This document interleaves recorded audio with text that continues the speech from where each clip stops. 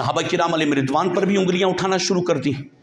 یہ بات بنیادی رکھیے، یاد رکھیے گا کہ صحابہ کرام پر ایمان ہمارے ایمان کا حصہ ہے، اور ان میں صحابہ کے سرتاج اور صحابہ کے بادشاہ ابو بکر ہیں۔ تو سیدنا صدیق اکبر رضی اللہ تعالیٰ عنہ کمال ہے۔ ایک یہ جملہ، پھر اور مجدد پاک مجدد الفسانی شیخ احمد سرندی رحمۃ اللہ علیہ ارشاد فرماتے ہیں، آپ ارشاد فرماتے ہیں ابو بکر کے لیے اتنا ہی کافی ہے۔ ایک تو وہ والی اٹھانے والی حدیث محبوب کے قدمین شریفین سینے پر لگے، ایک، اور دوسرا مولا کائنات مولا مشکل کشا علی المرتضیٰ رضی اللہ تعالیٰ عنہ فرماتے ہیں، آپ ارشاد فرماتے ہیں جب سیدنا صدیق اکبر کے وصال کا وقت قریب آیا نا، تو مولا کائنات کہتے ہیں میں نے سیدنا صدیق اکبر کی بارگاہ میں عرض کی حضور کہاں تدفین ہوگی؟ سیدنا ابو بکر صدیق رضی اللہ تعالیٰ عنہ نے ارشاد فرمایا علی سے کہ جب میرا انتقال ہو جائے مجھے فلاں فلاں غسل دے، جنازہ پڑھے، اور جنازہ پڑھنے کے بعد پہلے محبوب کی بارگاہ میں لے جانا، اور محبوب سے بس اتنا کہنا، ایک محب، ایک غلام اپنے آقا اپنے مالک کے پاس آنے کی اجازت چاہتا ہے، اگر محبوب کی قبر انور سے جواب مل جائے تو ٹھیک، ورنہ جنت البقیع میں دفن کرنا۔ مولا کائنات مولا مشکل کشا علی المرتضیٰ رضی اللہ تعالیٰ عنہ آپ ارشاد فرماتے ہیں کہ جب خلیفہ اول سیدنا صدیق اکبر کا وصال ہوا، جنازہ ہو گیا، سب کچھ ہو گیا، ہم بارگاہ محبوب میں لے کر آ گئے۔ جیسے سیدنا مولا کائنات کہتے ہیں جیسے میں نے محبوب کی بارگاہ میں عرض کیا رسول اللہ خادم حاضر ہے،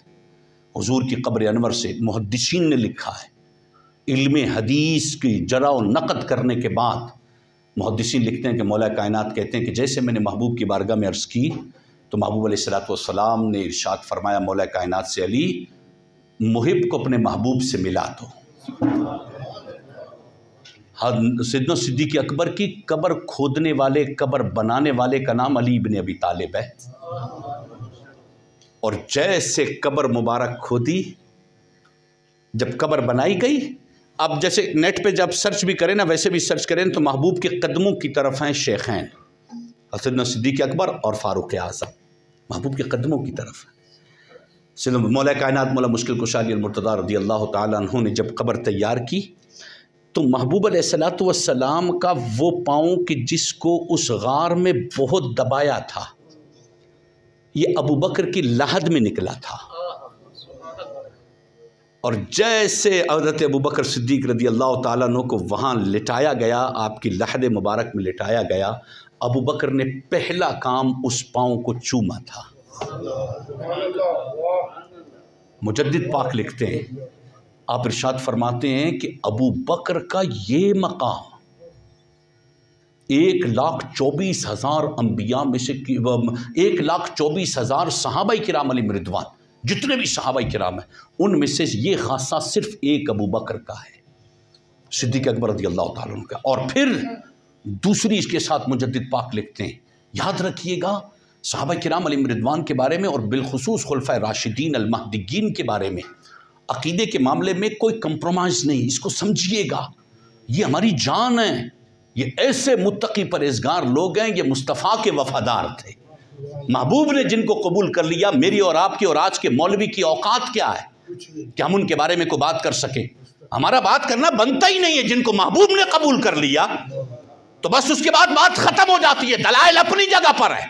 دلائل ہیں، آیات طیبات ہیں، احادیث طیبات ہیں، اقوال ہے، فضائل بھی ہے، مناقب بھی ہے، لیکن میرے اور آپ کے لیے سب سے بڑا یہی ہونا چاہیے کہ ان کو مصطفیٰ نے قبول کر لیا۔ اور ہمارے یہاں تو مقولہ ہے نا کہ پہنچی وہاں پہ خاک جہاں کا خمیر تھا، بندے کے جو وہیں پر دفن ہوتا ہے نا جہاں کا خمیر ہوتا ہے، ناف میں جہاں کی مٹی ہوتی ہے، تو اس جگہ پر جا کے خود مجدد پاک نے لکھا ہے ابو بکر، عمر اور مصطفیٰ، شیخین اور محبوب، ان تینوں کے جو لبادہ بشری بنا تھا وہ ایک ہی مٹی سے بنایا تھا، تبھی تو قدموں میں ہے سیدنا صدیق اکبر رضی اللہ تعالیٰ عنہ۔ اب نبی پاک صلی اللہ تعالیٰ علیہ وسلم نے ان سے بھی اچھا پھر اس پر مختلف ہے وہ روایات، ایک سے ایک روایت موجود ہے کتب احادیث کے اندر۔ نبی پاک صلی اللہ تعالیٰ علیہ وسلم نے اس مقام پر ارشاد فرمایا کہ اے ابو بکر تم سے بغض رکھنے والا کبھی جنت میں نہیں جائے گا، بالکل تم سے بغض رکھنے والا کبھی جنت میں نہیں جائے گا، تم سے دشمنی کرنے والا جنت میں نہیں جائے گا۔ اے ابو بکر تم اور میں جنت میں ایسے ہوں گے جیسے یہ۔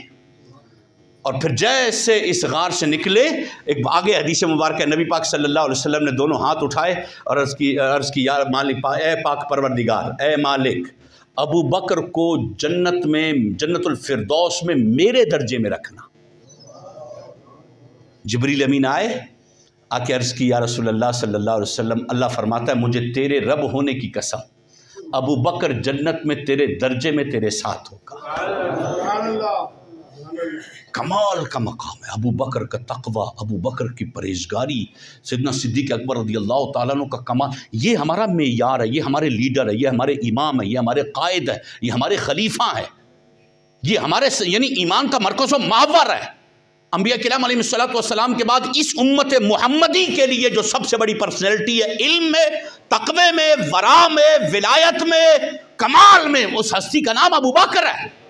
یہ بعد میں آ کے تفریقیں ہونا شروع ہو گئی، کوئی ادھر کر دیا، کوئی ادھر کر دیا، یہ تفریقیں شروع کر دی اور یہ سارے چیزیں الگ الگ کر دی گئی، یہ ادھر یہ کر دیا، ادھر یہ کر دیا، صحابہ اہل بیت آپس میں ان کو لڑوا دیا، آپس میں ان کی جنگ و جدل اور سارے معاملات کروائے، سارے چیزیں۔ یہ ہمیشہ بات یاد رکھیے گا، صحابہ کرام علیہم رضوان کے حوالے سے بالکل کلیئر عقیدہ رکھیے گا، جو بھی مصطفیٰ کا صحابی ہے وہ قطعی جنت